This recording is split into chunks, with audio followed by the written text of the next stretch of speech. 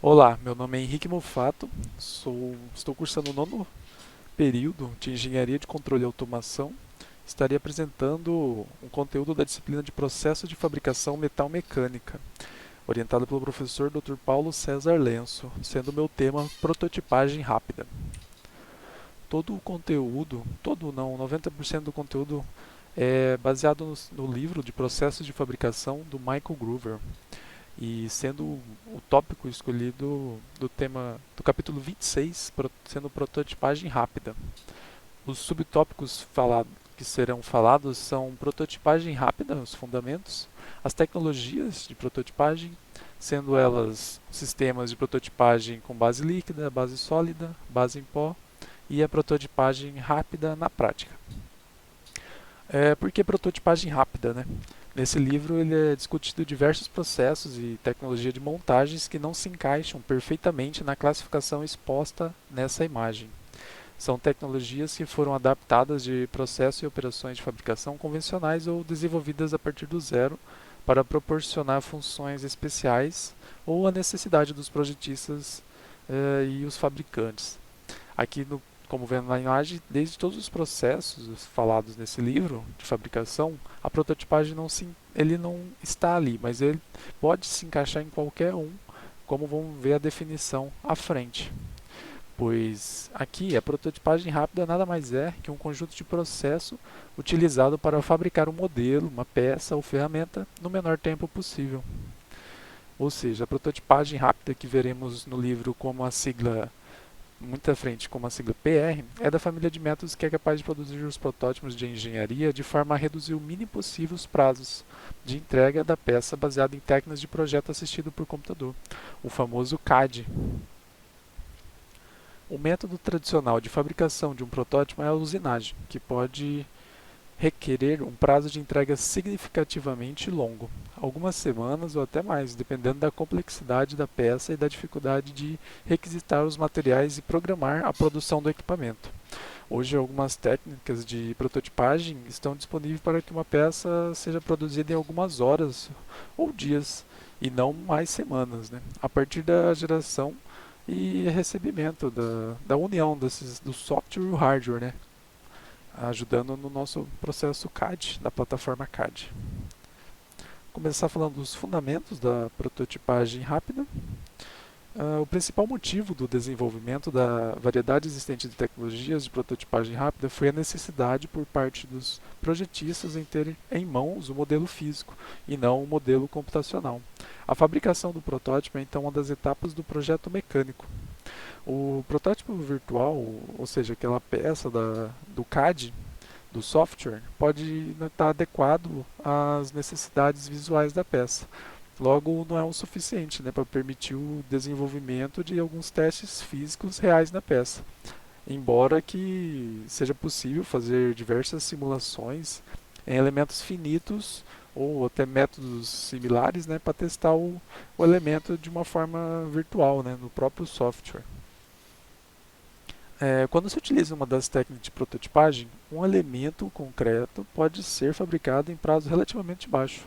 O projetista nele, desta forma, examinar visual e fisicamente a peça. Com isso, ele pode realizar os testes e experimentos e avaliar seu mérito e defeitos. As técnicas de prototipagem rápida podem ser divididas em duas categorias, que seria o processo com a remoção do material e o processo com a adição de material. Começando com um processo de remoção do material, esses processos de prototipagem com remoção, ele envolve a usinagem, como estamos vendo nesse gifzinho. Ele utiliza principalmente o fresamento e a furação, usando comandos, equipamentos, né, de comando numérico, famosos máquinas CNCs. Normalmente, a matéria-prima desse tipo consiste em blocos sólidos de cera, madeira, plástico ou metais de boa usinagem, como o bronze e o alumínio.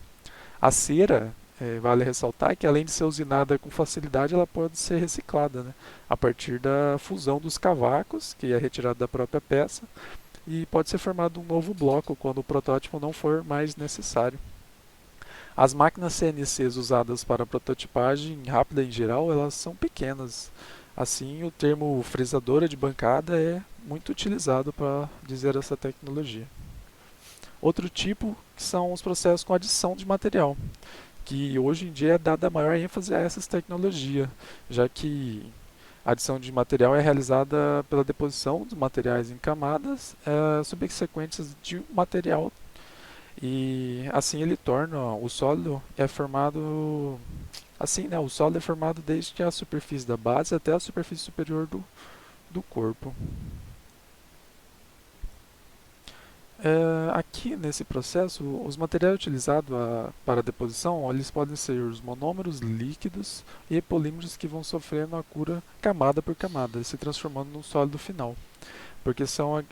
Segundo, porque são agregados e aderidos a camada. E terceiro, podem ser folhas laminadas sólidas que são combinadas para criar um elemento sólido. Vale ressaltar que além do material que compõe o produto final, o método utilizado para montar as camadas também é utilizado para distinguir as diferentes tecnologias de prototipagem. Algumas técnicas utilizam os lasers para solidificar, como vamos ver mais à frente, e outras depositam um filamento plástico e no perfil de cada camada, né? Enquanto outras prensam e unem a camada sólida, ou seja, de fato existe uma relação entre a matéria-prima e a forma de união e a deposição de camadas, que vamos ver mais à frente. O procedimento comum para o preparo das instruções de controle em todos os tipos de técnicas são as seguintes etapas: a modelagem geométrica, a tesselação do modelo geométrico e o corte do modelo em camadas. Falando da modelagem geométrica, essa etapa consiste na modelação do componente da plataforma CAD para definir o seu volume e os planos limites da extensão da peça. O modelo sólido é a técnica preferida, pois confere a representação completa e matemática sem ambiguidades da geometria. Para a prototipagem rápida, um ponto importante está em distinguir a parte interna, que seria a massa ou corpo, da parte externa, que é o modelo sólido, que fornece essa diferenciação. A tesselação do modo geométrico, nessa etapa o modelo em CAD é transformado num formato que se aproxima de suas superfícies, por forma de triangulares ou poligonais, com seus vértices dispostos de modo a distinguir o interior e o exterior da peça. O formato mais comum de tesselação utilizado na prototipagem é o arquivo STL, que se tornou padrão em formato de entrada de todos os sistemas de prototipagem rápida. E por terceiro, o corte do modelo em camadas, que nesse arquivo STL, é fatiado por planos horizontais, paralelos e próximos, com um pequeno espaçamento, né, entre eles. Aqui, nessa imagem, dá para explicar um pouco. Essas camadas são usadas depois pelo sistema de prototipagem para construir fisicamente o modelo. Por convenção, cada camada é formada em planos orientados pelos eixos x e y e ele é empilhado em camadas ao longo da direção z. Em cada camada é gerada uma trajetória de cura, chamada arquivo STI, que é a trajetória que percorre pelo sistema de prototipagem para realizar a cura da camada, ou seja, formar a solidificação da peça. Vamos falar um pouco agora das tecnologias de prototipagem rápida. Começando aqui, as tecnologias disponíveis na prototipagem podem ser classificadas de diferentes maneiras e vamos adotar uma classificação recomendada com a mudança de forma. Afinal, a prototipagem é um processo de mudança de forma, não é? E o mesmo de classificação se baseia no estado da matéria-prima utilizada no processo de prototipagem, que seriam os processos da base líquida, a base sólida e, por fim, a base em pó. O sistema, continuando o projeto na base líquida, aproximadamente uma dúzia de tecnologias produzem esse tipo de prototipagem. Ou seja, ele utiliza um material líquido para produzir a peça final. Foram selecionadas 3 dessas tecnologias para serem detalhadas nessa seção, que seria a estereolitografia, a cura sólida na base e a deposição em gotas. Começando pela estereolitografia, foi a primeira tecnologia de prototipagem com adição de material. Foi desenvolvida a partir de 1988 e implementada para 3D Systems. Há mais instalações de estereolitografia em qualquer outra tecnologia do tipo. Esse processo, ele utiliza o arquivo STL também, é um processo de fabricação que transforma um polímero líquido, fotossensível, em uma peça sólida e plástica, utilizando um feixe direto de laser para solidificar o polímero. Aqui dá para explicar um pouco o funcionamento de toda essa estrutura. Esse equipamento ele consiste numa plataforma que se move verticalmente dentro de um tanque contendo esse polímero fotossensível. Um gerador de laser, cujo feixe, né, pode ser controlado nas direções X e Y.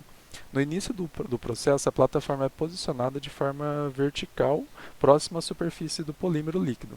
E assim o feixe do laser, né, é adicionado percorrendo toda uma trajetória de cura que engloba a área correspondente à base da peça. Essas e as subsequentes trajetórias de cura são definidas pelo arquivo STI.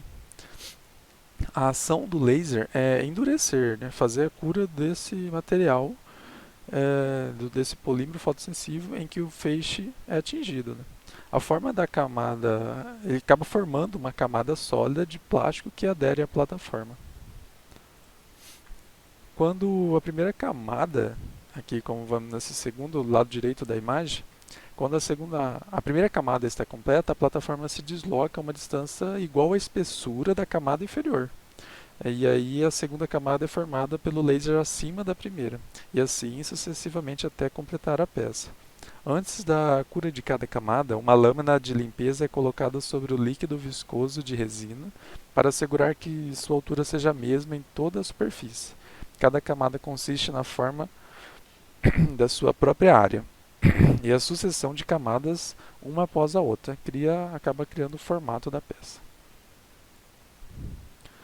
Aqui, nesse GIF, mostra um pequeno processo. E continuando, dá para dizer que quanto mais as camadas mais finas, elas formam uma peça com resolução melhor e acabam permitindo formas mais complexas. Por outro lado, o tempo de fabricação é maior. Os acrílicos são os fotopolímeros típicos desse processo de fabricação. O material inicialmente é um monômetro líquido e polimerização ocorre sob a exposição à luz ultravioleta produzida pelos íons hélio, cádmio ou argônio do laser. A velocidade típica percorrida pelos lasers está entre 500 a 2500 milímetros por segundo.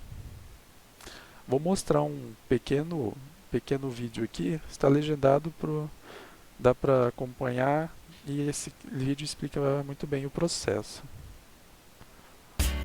I'm still amazed that it can do what it can do. Customers are quite often surprised at how good the parts look and feel and how presentable they are. You can do stuff you just simply could not machine in a single piece.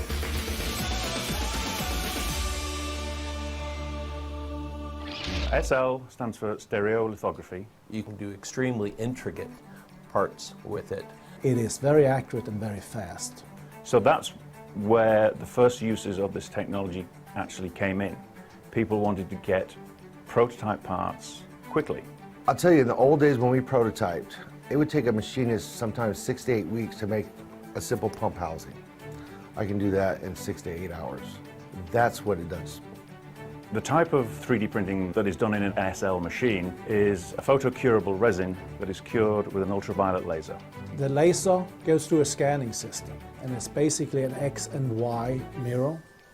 Think about them as ping pong paddles. They are computer controlled from the file that is sent to the machine, and they will scan out the layer as it is defined in that file. And wherever the laser hits, it will go from a liquid to a solid. After the first layer has solidified, that is going to drop down one layer thickness, and then a recoater blade sweeps across and deposits the next layer of resin. And that process just repeats layer after layer until the part's finished. And then we'll bring up the platform, and then we'll take it into a post-processing area.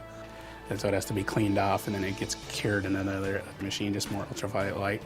It basically finishes hardening the entire part through and through.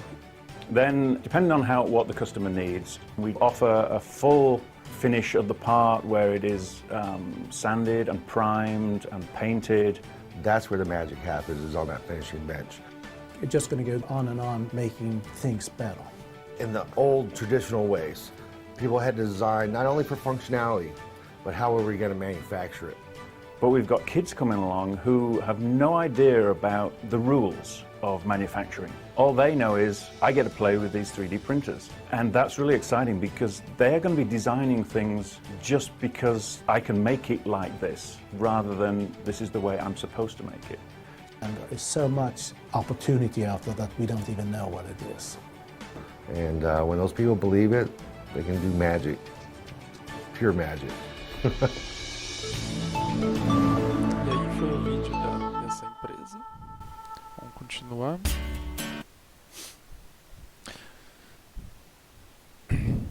Continuando, apenas para complementar, que o tempo necessário para construir a forma final da peça pela deposição de camadas pode levar entre 1 hora para peças pequenas de geometria simples, ou até algumas dezenas de horas para algumas mais complexas. Outros fatores que afetam o tempo do ciclo completo são a velocidade de movimento do laser e a espessura das camadas. Após a formação de todas as camadas, o fotopolímero apresenta aproximadamente 95% de cura. A peça é cozida, digamos assim, em forno fluorescente para solidificar por completo o polímero. O polímero que foi depositado em excesso é removido com álcool e às vezes é utilizado jateamento de areia fina para suavizar a forma e melhorar a aparência da peça. A cura sólida na base, que é o outro termo que já poderíamos chamar de SGC, é realizada pela cura de camadas de um polímero fotossensível para criar um modelo sólido baseado nos dados de geometria desenvolvida no CAD. Em vez de utilizar a trajetória do feixe de laser para realizar a cura de certa camada, a camada inteira é exposta a uma fonte de luz ultravioleta por meio de uma máscara que é posicionada sobre a superfície abaixo do polímero líquido. O processo de endurecimento leva de 2 a 3 segundos para cada camada. Os dados de partida do sistema SGC são similares ao utilizado na estereolitografia. O modelo geométrico no CAD é fatiado também em camadas. Nessa imagem dá para entender melhor como funciona todo esse sistema. Ele praticamente substitui o laser, né, pela essa lâmpada UV. Começando assim, dá para explicar que a máscara é criada nessa placa de vidro por um carregamento eletrostático, aplicando uma imagem negativa nessa camada de superfície. A tecnologia da criação da imagem é basicamente a mesma utilizada em fotocopiadoras. Uma camada fina e plana do líquido fotopolímero é distribuída sobre a superfície de trabalho da plataforma. A máscara, então, no terceiro ponto ali, essa máscara dá para ver que ela é posicionada sobre a superfície desse polímero líquido e exposta na lâmpada potente, cerca de 2.000 watts, uma lâmpada dessa. As porções de camada do líquido polimerizados que não estão protegidas pela massa são solidificadas em cerca de 2 segundos. As áreas da camada que estão na sombra permanecem no estado líquido. No quarto processo ali, a máscara é removida, a placa de vidro é limpa e está pronta para realizar o passo 1 para a próxima camada. Enquanto isso, a camada de líquido permaneceu na superfície removida por um procedimento de limpeza e aspiração. No quinto processo, as áreas abertas da camada são completadas com cera quente. Quando endurecida, a cera age para dar base às partes salientes que não têm apoio. No sexto passo, quando a cera esfria e se solidifica, a superfície é formada por polímero e pela cera que é fresada para formar uma camada plana de espessura determinada e pronta para receber a próxima aplicação do líquido fotopolimérico. A sequência de cada camada leva cerca de 90 segundos. O tempo de produção total para fabricar uma peça nesse método é cerca de 8 vezes inferior ao utilizado nos demais sistemas de prototipagem rápida. O produto criado por esse processo consiste num bloco sólido de polímero e cera. A cera dá suporte para aquelas partes da peça que não têm apoio e para as partes mais frágeis. Ela se derrete com facilidade posteriormente para que essa região fique vazia. Não é necessária a fase posterior de cura, como realizado na estereolitografia. Esse sistema opera em fusão de matéria-prima e a deposição de pequenas gotas. Falando agora, trocando agora, vamos falar da fabricação por deposição de gotas. Que depois da deposição de pequenas gotas, ela é uma camada que acaba sendo produzida. Essas gotas elas resfriam e se fundem na superfície formando uma nova camada. Nesse método de deposição, cada nova camada é controlada pelo movimento x-y e de um cabeçote de pulverização. A trajetória é baseada na seção transversal do modelo geométrico CAD, uma vez que o modelo foi fatiado em camada. Após a aplicação de cada camada, a plataforma em que a peça está depositada desce até a distância correspondente à espessura da camada e se prepara para receber a próxima camada. O termo fabricação por deposição em gotas tem a sigla de inglês DDM, que se refere ao fato de pequenas partículas do material são depositadas e projetadas do bocal do trabalho. Diversos sistemas de prototipagem se baseiam nessa operação, diferenciando-se pelo tipo de material que é depositado e pela técnica com que o cabeçote opera para fundir o material e aplicar o material. Um importante critério que deve ser satisfeito pela matéria-prima é que ele deve ser capaz de fundir e solidificar prontamente ceras e materiais termoplásticos que são usados no DDM nesse processo. Metais com baixo ponto de fusão, como o titânio, zinco, chumbo e o alumínio, também tem sido testado. Um dos sistemas DDM mais populares é o Personal Modeler, oferecido pela BPM Technology. A cera é usualmente utilizada como matéria-prima. O cabeçote ejetor usa um oscilador piezoelétrico para lançar as gotas de cera na velocidade de 10.000 a 15.000 gotas por segundo. Essas gotas têm tamanho uniforme de cerca de 0,076 milímetros de diâmetro, que transforma em placas de cera de 0,05 de espessura, quando se chocam com a superfície existente da peça em construção. Depois de cada camada ter sido formada, a superfície é fresada ou termicamente suave para alcançar a precisão na direção Z. A espessura da camada é cerca de 0,09 milímetro. Agora eu vou falar sobre a prototipagem rápida com base sólida. A característica que une esse grupo de prototipagem é a matéria-prima, que inicialmente é sólida. Aqui serão apresentados dois sistemas, que seriam a manufatura de objeto em lâminas e a modelagem por deposição do material fundido. Aqui, na manufatura de objetos em lâminas, vou mostrar um pequeno vídeo e com isso eu vou explicando todo o processo enquanto ele é reproduzido. Esse sistema de fabricação de objeto em lâmina, ele produz um modelo sólido através do empilhamento de lâminas, que tem o seu perfil correspondente à seção transversal do formato do modelo em CAD, que foi fatiado também em camadas. As camadas elas são unidas umas sobre as outras, antes de cada corte. Depois do corte, o excesso de material nas camadas ele permanece no local para dar suporte ao elemento durante sua formação. Em teoria, a matéria-prima do LOM, que é a sigla para esse processo, pode ser qualquer material que possa ser produzido em forma de folha ou placa, como papel, plástico, celulose, metais e outras placas de compósitos com fibra. A espessura das placas podem ser de 0,05 a 0,5 milímetros. Ali mostra no vídeo os dois cilindros que fazem um processo de troca lá dessa placa.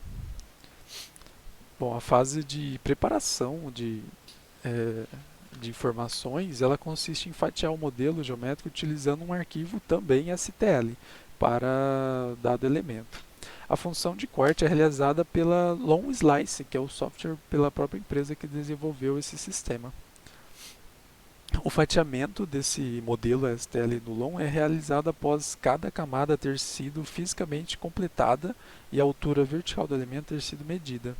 Isso proporciona que sejam efetuadas correções, levando em consideração a espessura do real da lâmina, uma opção indisponível, né, para a maioria dos outros processos, os outros sistemas de prototipagem. Esse processo, para cada camada, pode ser detalhado como se segue após a retirada da lâmina do estoque e efetuado o seu posicionamento e colagem da pilha anterior. Quando todas as camadas estão finalizadas, a peça recém-fabricada é separada do material em excesso do exterior usando um martelo, uma espátula de ferramenta de trabalho. A peça pode ser lixada para só revisar e adoçar as arestas da camada. A aplicação de selante é recomendada usando um uretano, uma resina epóxi ou até mesmo spray de outro polímero para evitar a absorção de umidade e gerar dano à peça, né? Aqui nesse pequena imagem mostra como é o funcionamento, todos os itens, né, necessários na formação desse sistema. O Long Slice seria o software, né, que calcula todo o perímetro da seção transversal a partir do arquivo STL. Ali mostra o laser, né, que ele é usado para cortar o longo do perímetro, bem como para rachurar a porção exterior da lâmina para a remoção subsequente à trajetória de corte. Todo o processo é posicionado por um sistema XY também, e a profundidade do corte é controlada de modo que apenas a camada superior seja cortada. A plataforma, né, no qual a peça está apoiada, ela é abaixada, né, ela vai descendo e se aproxima à lâmina, e que é alimentada por meio de um avanço da bobina e rotação daquele carretel para posicionar a próxima camada. A plataforma é então levada à altura e consiste com a espessura de uma folha de um rolo que é deslocada em toda a superfície da nova camada para ser colada à camada anterior. Agora começa o processo que, digamos que hoje em dia, seja um dos mais comuns, que são chamados de FDM, que são processos de modelagem por deposição de material fundido. Esse processo nada mais é do que um processo de prototipagem no qual o filamento de cera ou de polímero é extrudado de dentro de um cabeçote sobre uma superfície inferior da peça até a superfície superior externa da peça, por superposição de camadas. O movimento do cabeçote tem controle no plano XY durante a composição de cada camada e entre a confecção da cada camada. Se move uma distância z referente à espessura da camada. Nesse processo, a matéria-prima inicial é composta de filamento sólido com um diâmetro de 1,75 e hoje em dia com as impressoras utilizando até cerca de 1,75, sendo o mais comum. E ele acomoda em um carretel que alimenta um cabeçote, no qual esse material é aquecido para que saia um bocal aproximadamente 0,5 grau abaixo da temperatura de fusão e que seja depositado na superfície da peça em construção. Ou seja, ele não diz qual que é a temperatura, porque cada material, cada tipo de filamento, você precisa de uma temperatura ideal. Por exemplo, hoje temos o PLA, que trabalha por volta de 190 graus, e um outro exemplo, uma temperatura mais elevada, é o ABS, que trabalha cerca de 240 graus. E existem materiais de até 300 graus, que seria o caso até do Triton. Esse material extrudado, ele solidifica, ele é solidificado, resfriado e soldado à parte fria da peça, ou seja, é muito rápido. Isso acontece num processo de 0,1 segundos. A peça é fabricada desde a base, camada por camada, em processos similares aos outros processos. Quando se faz necessária a colocação de suportes na estrutura, o cabeçote duplo é utilizado um outro material é estudado para criar os suportes. Em segundo, o material é projetado de forma a ser separado com facilidade do material principal. Ao final do processo, a espessura das camadas deve ser calibrada com valores de 0,05 e 0,75 mm, aproximadamente 400 mm por segundo no material filamentar, que pode ser depositado por meio da extrusão pelo cabeçote com a largura de 0,25 a 2,5 mm. A matéria-prima inicial pode ser cera ou diversos polímeros, como eu já dito antes, incluindo ABS, pode ser poliamida, polietileno e polipropileno. Esses materiais não são tóxicos, o que permite, né, usar esse tipo de equipamento em ambientes fechados ou administrativo. Hoje, sendo mais comum esse tipo de utilização, aqui ele diz que ele precisa de uma outra cabeçote para fazer o suporte. Hoje a tecnologia nos permite usar o mesmo cabeçote para que essa estrutura de suportes possa ser alocada junto com a própria peça, né, precisando de 2 cabeçotes. Aqui um pequeno vídeo também legendado para entender melhor o processo com imagens. In a word, it's a game changer. It can create parts and geometries that you can't do in an injection molding. That's going to create a revolution in the near future, and this technology be adopted as a major process for manufacturing components.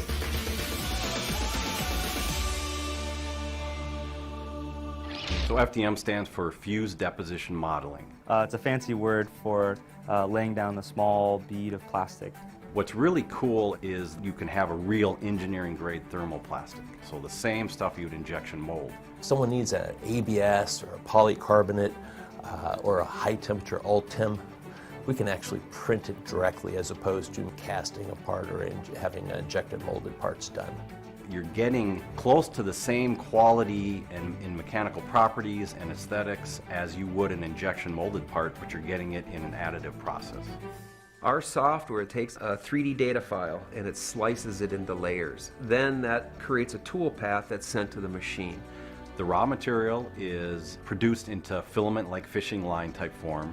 That filament is wrapped around a spool, so that's your cartridge of raw material that's going to be used to build parts. That material then gets fed up through the machine all the way to the head, where it's liquefied and extruded in fine layers. The support material is extruded at the same time, and then layer by layer the part is growing. When the part is completed then, it's removed from the build platform, and then the support material is removed.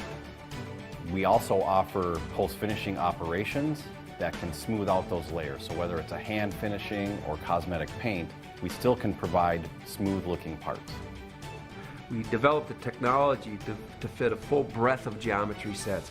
We've seen it used anywhere from small prototypes for mock-ups on test fitting parts to really large structural pieces that go on airplanes or UAVs. We've gone from that, we're just doing real easy concept models, onesie twosies, to now we're doing production runs of 5,000, 10,000 parts that are, and it's the actual part coming from the FDM technology. And so with it, we can do things that I have yet to even think of, but that younger generation, they're going to take this FDM process and turn it into something it's going to blow me away someday. Mesma empresa do vídeo anterior, demonstrando a tecnologia de FDM. Agora, por último, vamos falar de um sistema de prototipagem rápida com base no pó, com base em pó. A caracterização desse tipo de prototipagem é a matéria-prima que se encontra no estado de pó. Ele vai ser dividido em 2 categorias, que seriam a sintetização a laser e a impressão 3D, que eu vou explicar também esse nome. Primeiro, a sintetização a laser, ela vem da sigla SLS, que usa um feixe de laser que se move para sintetizar os fusíveis por calor nas áreas correspondentes ao modelo em CAD, uma camada por vez até formar essa peça. Após cada camada ter sido completada, uma nova camada de pó é espalhada sobre a superfície. Os pós são pré-aquecidos até um ponto abaixo do seu ponto de fusão, para facilitar a ligação. e reduzir a distorção. Camada por camada, os pós são gradualmente ligados a uma massa sólida que forma a geometria da peça tridimensional. Nas áreas não sintetizadas pelo feixe de laser, os pós permanecem soltos de forma que não podem ser tirados com facilidade para fora da peça acabada. Enquanto isso, os pós não sintetizados servem para apoiar as regiões sólidas da peça durante o processo de fabricação. A espessura das camadas é de 0,075 a 0,5 milímetros. É um processo mais versátil que a estereografia, só em relação ao número de possível matéria-prima a ser utilizada para a fabricação. Os materiais utilizados atualmente podem ser o policloreto de vinila, policarbonato, poliéster, poliuretano, o ABS, o nylon e até a fundição de cera perdida. Esses materiais são mais baratos que as resinas fotossensíveis que vimos no outro processo e eles também não são tóxicos, né? Podem ser sintetizados com laser de CO2 em baixa potência, até de 25 a 50 watts. Pós metálicos e cerâmicos também estão sendo usados nesses tipos de impressão. Agora, falar um pouco de impressão 3D, lembrando que estamos falando de prototipagem com base em pó. O livro dá a entender que esse sistema se chama impressão 3D, mas eu considero uma impressão 3D com base em pó, já que hoje o termo impressão 3D ela é própria utilizada naquele sistema FDM que vimos anteriormente. Essa impressão 3D ela constrói a peça camada por camada utilizando uma impressora de jato de tinta para ejetar um material adesivo de ligação entre camadas sucessivas de pó. O ligante é depositado em áreas correspondentes às seções transversais da parte sólida, determinadas pelo fatiamento do modelo CAD. Os pós, como adesivos, se unem à parte sólida da peça, enquanto os demais permanecem soltos e podem ser removidos mais tarde. Os pós serem ligantes servem como suporte para partes flutuantes ou frágeis da peça durante o processo de fabricação. Quando o processo se completa, a peça é tratada termicamente para reforçar a ligação e logo após não ligados são removidos. Para reforçar ainda mais a peça, uma etapa adicional de sinterização pode ser realizada para unir os pós ligados. Nessa imagem dá para ver certinho e vou fazer uma pequena explicação. Uma camada de pó ela é espalhada, né, sobre a peça que será fabricada. Ali no segundo passo já dá para ver que a cabeça de impressão de jato de tinta ela se move sobre a superfície e lança essas gotas de ligantes, né, sobre as regiões que irão se tornar a parte sólida. E ali no 3 a gente já vê que quando a impressão ela se completa, o pistão desce da plataforma para realizar o mesmo processo na camada seguinte. Aqui, a matéria-prima utilizada pode ser composta de pós cerâmicos, metálicos ou cermentos, ou até mesmo aglomerantes que não são poliméricos, sílica coloidal ou carbeto de silício. A espessura típica das camadas está entre 0,1 e 0,18 milímetros. O cabeçote de impressão em jato de tinta se move sobre a camada de material a uma velocidade de aproximadamente 1,5 metros por segundo e libera o líquido aglomerante durante a varredura por digitalização raster. O tempo de varredura em conjunto com a dispersão dos pós permite o tempo do ciclo por camada de cerca de 2 segundos. Apenas agora um trecho da prototipagem rápida na prática. Vamos falar agora dessas aplicações que utilizam prototipagem rápida, que pode ser classificada de 3 formas, 3 categorias, que entra entre o projeto, a análise e planejamento da engenharia e a fabricação de ferramentas e peças finas. Peças finais. Na parte do projeto, essa foi a primeira área que utilizou os sistemas de prototipagem. Nesse modelo, o modelo físico real pode ser fabricado em tempo reduzido, o que oferece aos projetistas a possibilidade de conferir o que foi idealizado. As características e o funcionamento da peça podem ser demonstradas e discutidas com mais facilidade utilizando um modelo físico que, quando se apresenta em um desenho mecânico no papel ou pelo monitor do computador do sistema CAD. Dentre esses benefícios desse projeto, pode ser citado a redução dos tempos de produção do protótipo, a melhoria na capacidade de visualizar a peça, já que ela vai existir fisicamente, a redução de erros do projeto de detecção antecipada, a existência de erros, e o aumento da capacidade de perceber fisicamente a distribuição de massa dos componentes do conjunto montado. Agora, entrando na parte de análise e planejamento, a existência de uma peça fabricada por prototipagem permite determinados tipos de análise da engenharia e planejamento de atividades a serem desenvolvidas, no quais seriam mais difíceis sem a peça em mãos.